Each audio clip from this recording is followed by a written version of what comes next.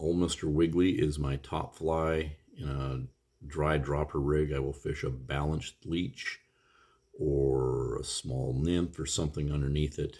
It lands soft on the water, but you can give it a little plop to draw attention.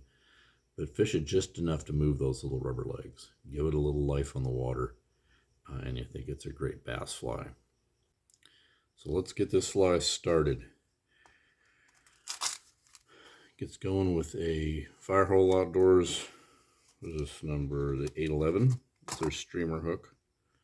I like this, particularly for this being a bass fly, because it's a nice shank, good wire, and a nice wide gape. Use heavy thread on this because each wrap's got to count, but I also bulk is not an issue. So I'm using a little 210 Unithread here. Get that base laid in initially. And we're going to hit that. Little magic sallies here, just a dab. Get that on the shank. And then wind that forward. And then back again. Creating a good solid base. And then use your fingers and rub that sallies in good. Alright, this fly is super simple. It's really 3 materials. We're going to use a little SiliLegs orange with fire tip, or white with fire tips, Chartruse barred olive, and then the only other element, there's ice dub for the body. We use a little olive ice dub to make this body, and then there's the main material. So this is foam, craft foam. I buy mine at Walmart. And this is cut to 1 millimeter by 8 millimeters, and that size works perfectly on this hook. So to get this fly started, the first thing I'm going to do is put in a dropper loop. So this is a little 20-pound mono, and I'm going to start by tying it the opposite direction I want the loop to go. So I get this tip tied in, a couple of loose wraps. It's a little awkward with that end streaming out there, but just wrap it to about 2 eye gaps shy of the main of the eye, and then fold it back on itself, and then get this wrapped down the hook.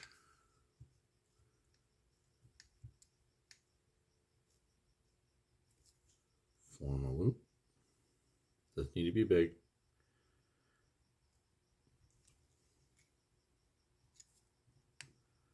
Make sure that that mono stays kind of on the side of the hook. It gives you a little loop. You adjust it. There's our loop. Run that thread forward. A couple of good tight wraps. Double it down. And run it back. Trim it. I'm trimming this deep in my scissors. Keep my tips protected.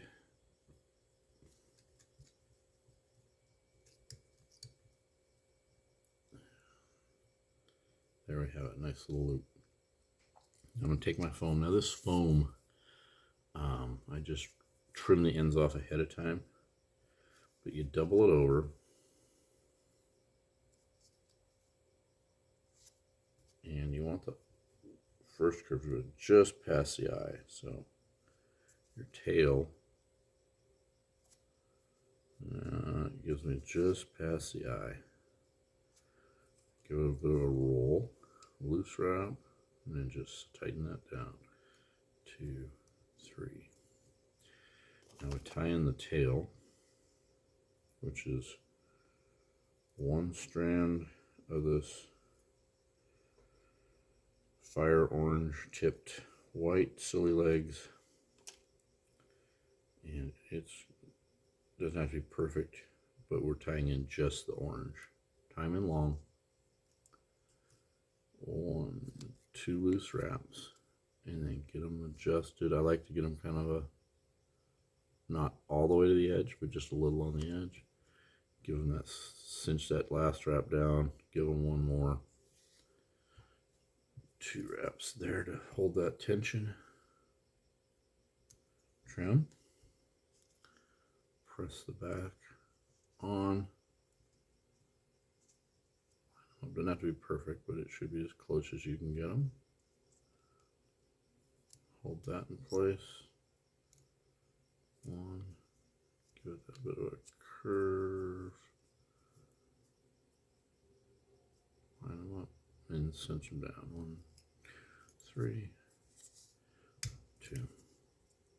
We're going to hit with a little good old Wonder Wax, just a little on that thread. Grab some olive ice dub here. Dub in a little noodle, doesn't have to be huge.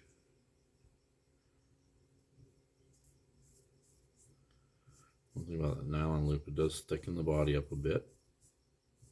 This is really just to cover your thread and give a little filler underneath that foam, a little flash. It's a tractor pattern. And so, get that wrap going. We're going to wrap this forward so that it covers to about, you want the head here, so you want about 2 equal. We're going to need a smidge more dubbing in this. Not a lot. We're just trying to get to that.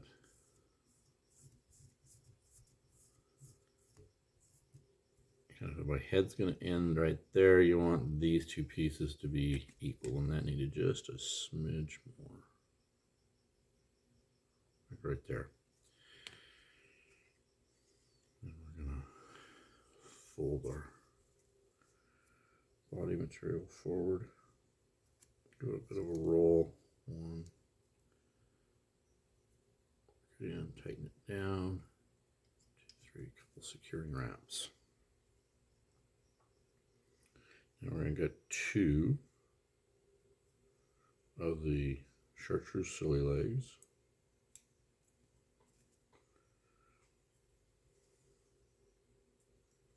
They don't have to be perfect. We're going to trim these off. But you get 2 in. Work them up. To roll so I can see I'm dropping them right in the crease. 1, 2 loose, give it a little cinch, tighten it up.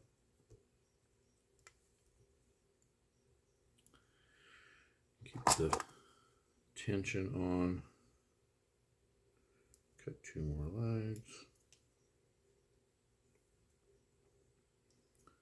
At this point, a trick you can do to keep these legs tend to pull back, and it's hard to tell where your front and backs are divided.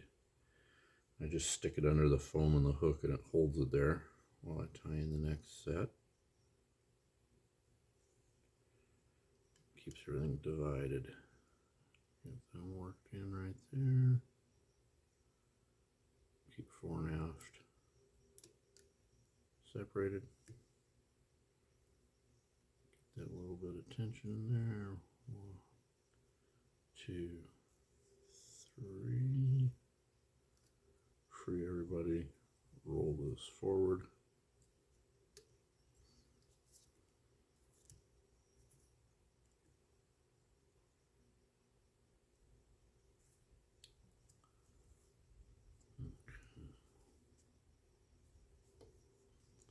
Just make sure all that stuff's good. Sweep them back.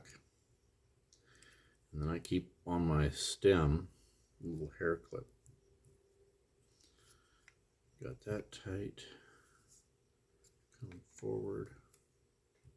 How did you escape that? Get back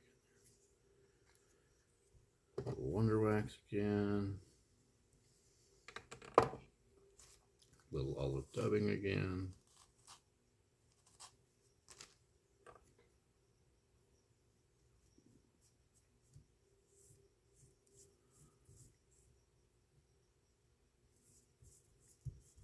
This is a bass fly, not a PhD trout, so I'm not exactly worried that my dubbing noodle is perfect, because again, it's just a little color under that foam. And get this wrapped forward. Enough room for the head. Perfect. And the head this will give is a gurgler style. 2, 3, nice securing wraps. And they're wrapped forward. Nice and clean underneath. Okay, now we get 2 more sets of legs. A lot of rubber on this fly. A lot of rubber.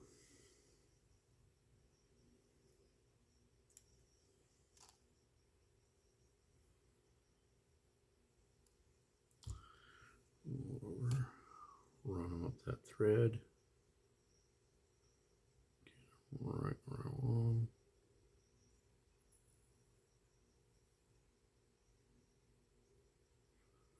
Except I forgot to wrap the thread around the foam. Just trying to suck them back under that eye.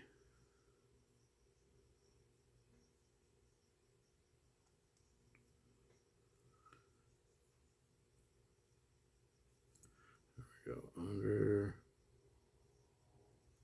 Get them placed. Keep fore and aft separated, and see here they got me.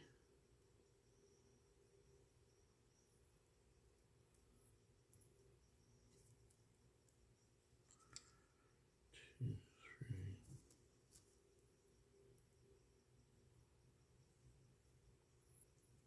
Give it a good cinch down.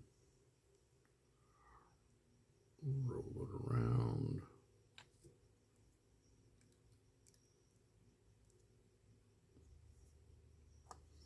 Cut 2 more legs.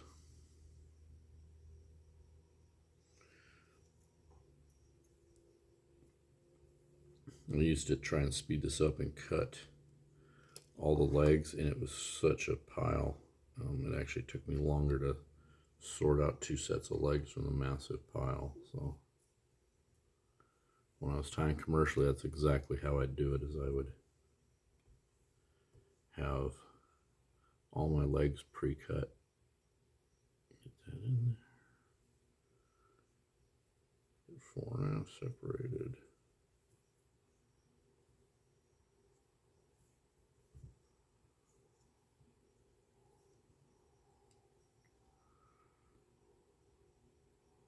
Oops. There we go. Got 3 good wraps in there.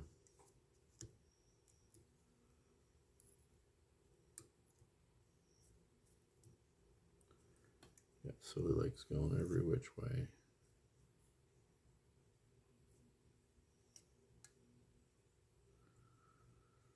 And now we're done.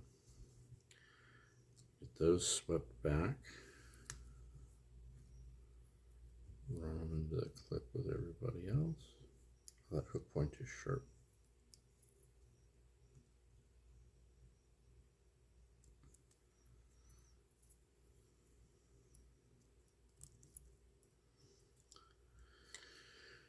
Couple of turns of thread up under there. Spot of wax. Now this, you could use the same. I like it to be a hot spot, so for the little bit of dubbing to finish off the head, I use pink. That's a bit much. It doesn't take much to finish this hook. Get up under there.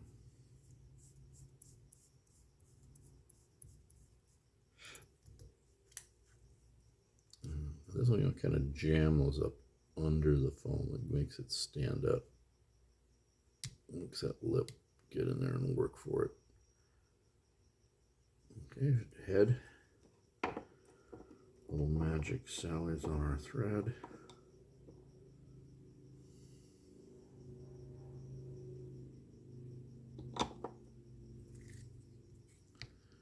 Roll up, but finish finish under there. Stack those one right in front of the other to the edge of the eye.